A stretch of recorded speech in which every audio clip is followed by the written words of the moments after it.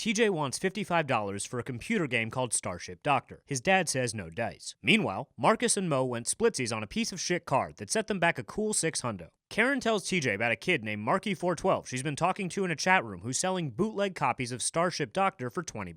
TJ has some concerns that this is illegal and therefore something that could get him in trouble, which he quickly overlooks the second Karen calls him a wuss. TJ messages Marky412 and finds out that not only is Starship Doctor still available, he also has some more illegal games. Eager to purchase all these bootleg titles, TJ says they'll meet him this afternoon, then hatches a quick plan to fleece those two bozos with car troubles outside. He offers to repair the car for $65, then somehow fixes the engine with a paperclip, then takes off with those suckers' money. TJ and Karen show up in dorky matching hats looking for the kid they were talking to in the chat room. Only a kid doesn't show up. It turns out Marky412 is a fully grown dude. And when TJ and Karen are like, hey man, what the shit, we thought you were 12. Marky412 says he was only in the kid's chat room because he likes games. And the only other people on Earth who like games are kids. And that airtight logic is all these two idiots need to sit down with this pedophile. They do the deal in a very inconspicuous fashion. Seasoned pros. Marky says enjoy, but definitely do not tell your dad. Because hey dum-dum, illegal stuff makes dads pissed. TJ instantly shows his dad all the cool new games he bought. And when his dad's like, hey man, what the shit, I thought you only robbed your brother for $65.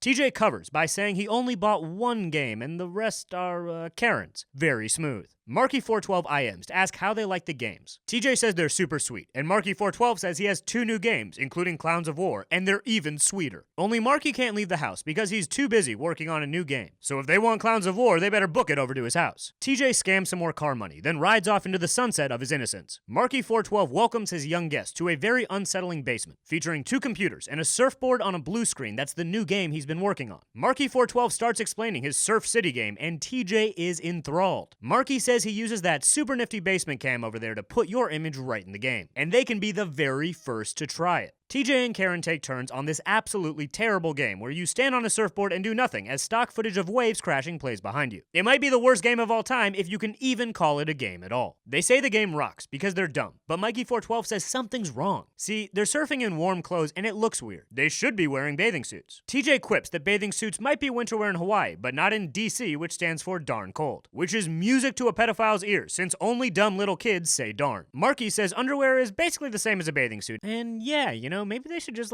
get in their underwear and hop on that surfboard. TJ and Karen say no thanks, and Marky breaks out a book of his other basement friends, and flips to a girl named Melissa, who used to be nervous, but after a while started surfing with her shirt off. TJ seems to have no objection to the fact that he's looking at child porn, and instead is like, hey man, what the shit, I thought you said we were the first ones to play this game. Marky covers, saying they're the first to play this version, and this smart guy finally realizes, holy fuck, we're in a pedophile's basement. The worst kind of basement to be in. TJ drags Karen out of there because she's about to wind up on a page stuck to Melissa's, and Marky412 reminds them do not tell their parents. So TJ immediately tells his dad, who calls the cops, who then say this guy is on parole for a similar crime, and he's going back to jail thanks to TJ's heroic illegal computer games. TJ talks with his dad and says he's done with the internet and he's gonna throw his modem away. His dad is like, hey man, what the shit, there's some pretty cool stuff on there, and also I look at boobs when you're at school. TJ asks how can you know who's good and who's not online, and his dad says you can't, even though you definitely can when it's a grown man who lures you to his basement with video games. So what did we learn today? If an adult man who calls himself Marky and hangs out in kids' chat rooms can trick you into riding your bike to his basement with the worst video game ever made, you might not be such a smart guy after all. And if you need $55 to buy a new game, you can make that money and then some by fixing your brother's broken car with a paperclip. But don't get greedy and use that money to buy 3 bootleg games. Then try to buy 2 more bootleg games in the same afternoon before you've even played those first 3 games. Because you might wind up in Marky412's book of memories. And if you meet a pedophile in a chat room, tell the cops, so they can send him to prison where his ass will get filled with street justice. And don't let this experience turn you off to the internet as a whole, because there's some pretty cool stuff online, and your dad looks at boobs while you're at school.